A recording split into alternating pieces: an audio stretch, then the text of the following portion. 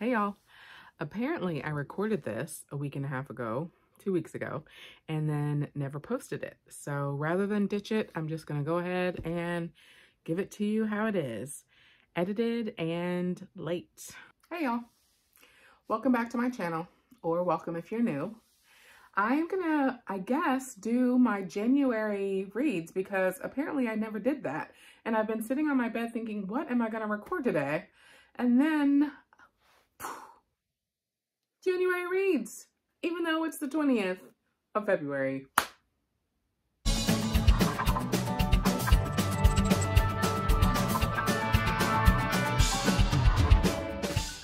So I think I had decided not to do a January wrap up for some reason. I did one through Instagram instead, just with pictures and stuff. But now that I don't know what I want to record, I'm just going to do one. And maybe it will be fast, but maybe it won't. I think I read 15 books for January. So maybe I'll just hit the highlights so I have something to post next week. You might also notice that there will likely be 2 videos in a row where I'm dressed exactly like this, missing the same earring, because where the hell did that earring go? The background looks exactly the same because I'm recording them at the same time. Usually I like to throw a sweater on or a hoodie on or something, but you guys can handle it.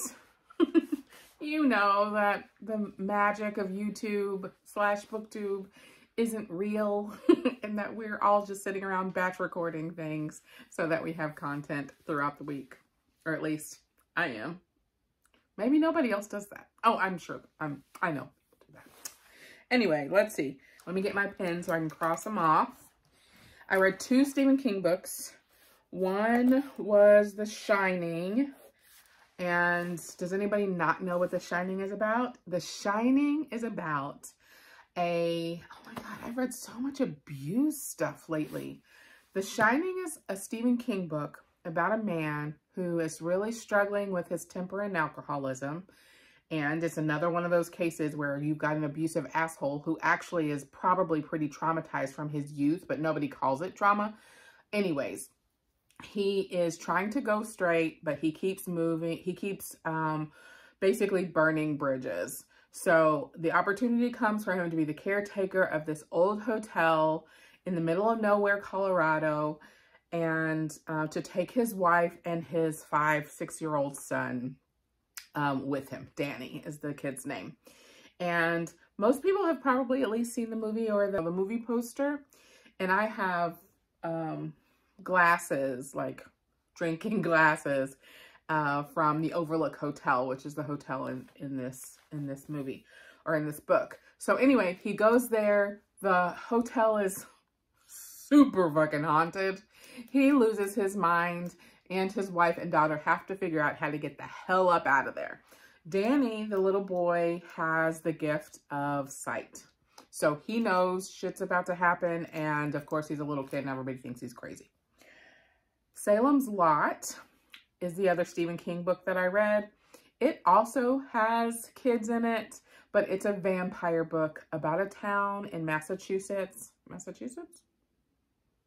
Maine? I don't know. About a town somewhere that is taken over by vampires. And I really enjoyed both of those. I liked The Shining more than I remembered liking it when I read it when I was much younger. Salem's Lot was about the same. Cinderella is Dead was a YA book that I read. It's about a girl who grows up in the land where the Cinderella myth governs the world or whatever. And it's basically a commentary on gender expectations and that sort of stuff. It's YA and it's got a beautiful cover. The Ask and the Answer was a second book in the Chaos Walking series. I did that one as a weekly wrap-up. I will link it above. Love that series. I need to get the 3rd one from the library. They are fat and an investment. Definitely worth making. Flight Behavior. I did a wrap-up video on that one. I will link it in the cards. It has to do with climate change, but it's much more plot/story driven. so it's not dry. And also the climate stuff, the incident that sparks discussion about climate change and climate knowledge in the book is a made-up event. So these butterflies go to the mountains of, like, maybe it's the Smoky Mountains. The Anatomist's Wife, I will link my review video for that one. I'm Still Here, Black Dignity in a World Made for Whiteness, I think is the whole title. It is a nonfiction written by a woman, Austin Channing or something like that, who runs a nonprofit organization. She talks about being a Black woman in predominantly white spaces, particularly related to running a business and, you know, dealing with funders and things like that. Black Sun was my first book of 2021. Loved it. If I haven't done a review video, then, you know, just, I'm not even booktubing correctly, because it was my favorite book so far. It's based on, I think, South American myth around a boy who is supposed to re-embody the spirit of the crow god. So it's based in a world where there are gods of different things, and it was really awesome. I know that I talked about it because I remember posting a picture of some fan art of the book, so I'll try and tag that. This Time Next Year was one of my book of the month books. I didn't love it. I'm not even going to talk about it that much. 3 stars if you're into, you know, I don't know, literary kind of romance. Cemetery Boys, the last book I read in January. I think I talked about it. It was my tea in a book.